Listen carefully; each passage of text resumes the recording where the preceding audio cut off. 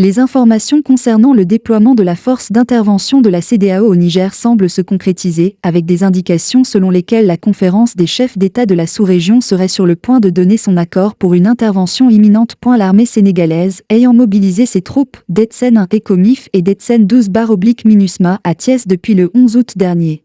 Apparemment sur instruction du chef d'état-major général des armées, le général Mbaye Cissé, et du sous-chef d'état-major général Fulgence N'Dour, se préparait à lancer le déploiement. Selon Sénéweb, Air Sénégal aurait été sollicité pour assurer le transport de 900 soldats mobilisés et de matériel militaire vers Cotonou, au Bénin, qui pourrait servir de base arrière pour la force d'intervention de la CEDEAO.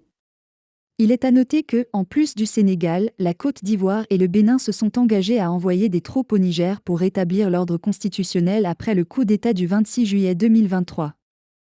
Lors du deuxième sommet extraordinaire des chefs d'État de la CEDEAO à Abuja, le président ivoirien Alassane Ouattara avait annoncé que la Côte d'Ivoire fournirait un bataillon d'environ 1100 soldats.